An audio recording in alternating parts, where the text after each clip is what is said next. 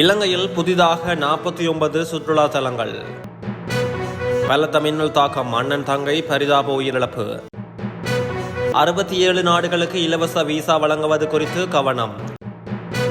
ரசிகர்களின் கவனத்தை ஈர்த்த சங்கக்காராவின் நெகிழ்ச்சி செயல்.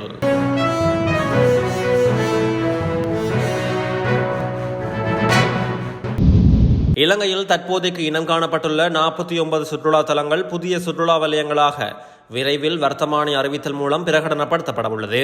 சுற்றுலாத்துறையின் மேம்பாட்டுக்காக மேலும் 49 சுற்றுலா தலங்களை இனங்கண்டுள்ளதாகவும் இன்னும் 1 மாத காலத்திற்குள் அவற்றை சுற்றுலா வலயங்களாக வர்த்தமானியில் வெளியிட நடவடிக்கை எடுத்து வருவதாகவும் சுற்றுலாத்துறை ராஜாங்க அமைச்சர் டயானா கமகே தெரிவித்துள்ளார். மேலும் சுற்றுலாத்துறையில் இடம்பெறும் மோசடிகளையும் ஊழல்களையும் தடுப்பதற்கும் கண்காணிப்பதற்கும் தனியான குழு ஒன்றை நியமிக்க திட்டமிடப்பட்டுள்ளதாகவும் அவர் குறிப்பிட்டுள்ளார். அதிபர் ஊடக மையத்தில் நேற்று நடைபெற்ற ஊடகவியலாளர் சந்திப்பிலேயே ராஜாங்க அமைச்சர் டயானா கமகே மேற்கண்ட விடயங்களை தெரிவித்துள்ளார். இது தொடர்பில் மேலும் கருத்து தெரிவிக்கையில், இந்த நாட்டில் சுற்றுலா பயணிகளுக்கு நடக்கும் தொல்லைகள் தொடர்பில் பல்வேறு முறைப்பாடுகள் கிடைக்கின்றன.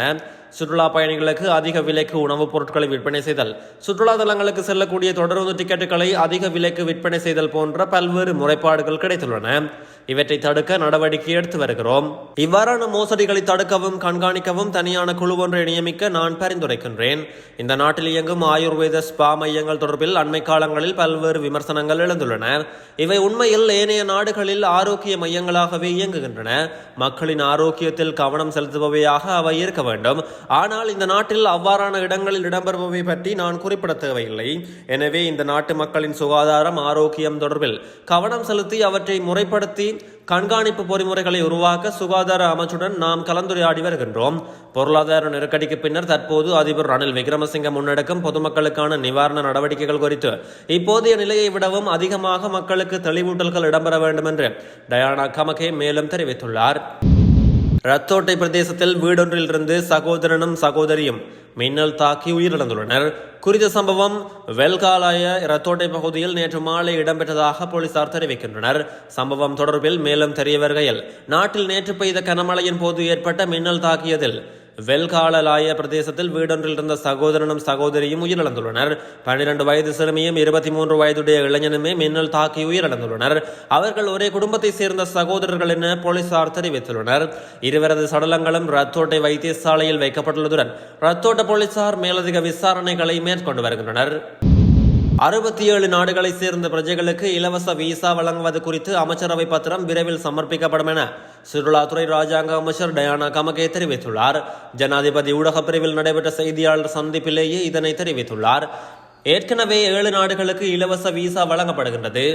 இந்த ஏப்ரல் மாதத்தின் 25ஆம் தேதி வரையில் 12,15,000 வெளிநாட்டு சுற்றுலா பயணிகள் இலங்கை வந்துள்ளனர். ஆண்டின் முதல் 4 மாதங்களில் 7 லட்சம் சுற்றுலா பயணிகள் வருகை தந்துள்ளதாகவும் தெரிவிக்கப்படுகிறது. வெளிநாட்டு சுற்றுலா பயணிகள் யூடியூப் ஊடாக சுற்றுலாத்துறையை மேம்படுத்தும் போதிலும் சில சுற்றுலா பயணிகள் துன்புறுத்தல்களை எதிர்நோக்க நேரிட்டுள்ளதாகவும் அவர் சுட்டிக்காட்டியுள்ளார். ஓடிசி தொடருந்து கண்டியிலிருந்து எல்லை வரையிலான பயணத்திற்கு 3000 ரூபாய் அறவீடு செய்யப்பட்ட போதிலும் சில தொடருந்து திணைக்கள அதிகாரிகள் 8000 ரூபாய் வரையில் சுற்றுலா பயணிகளிடமிருந்து அறவீடு செய்வதாக தெரிவித்துள்ளார். 45 இடங்கள் சுற்றுலா பிராந்தியங்களாக வர்த்தமானி மூலம் அறிவிக்கப்பட உள்ளதாக அவர் மேலும் தெரிவித்துள்ளார். விளையாட்டு வீரர் ஒருவரின் தந்தைக்கு இலங்கையின் முன்னாள் கிரிக்கெட் வீரர் குமார் சங்கக்கார மரியாதை அளித்த விதம் சமூக வலைதளங்களில் தற்போது அதிகம் பகிரப்பட்டு வருகிறது. சங்கக்காரா தற்போது இந்தியன் பிரீமியர் லீக் தொடரில் ராஜஸ்தான் ராயல்ஸ் அணியின் பயிற்சியாளராகவும் ஆலோசகராகவும் கடமையாற்றி வருகிறார். சமீபத்தில் ராஜஸ்தான் மற்றும் லக்னோ அணிகளுக்கு இடையிலான போட்டி வெற்றியின் பின்பு ராஜஸ்தான் அணியின் துறவு ஜுவல்வின் பெற்றோர்கள் தங்கள் மகனை சந்திக்க மைதானத்திற்கு வந்தனர். அப்போது சங்கக்காராவை பார்த்த ஜுவலின் தந்தை சந்தோஷத்தில் சல்யூட் செய்து தனது அன்பை வெளிப்படுத்தினார். இதனை பார்த்த சங்கக்காரா தனது தொப்பியை கழற்றி அவருக்கு மதிப்பு வழங்கும் வீடியோ தற்போது கிரிக்கெட் ரசிகர்களிடையே பரவி வருகிறது.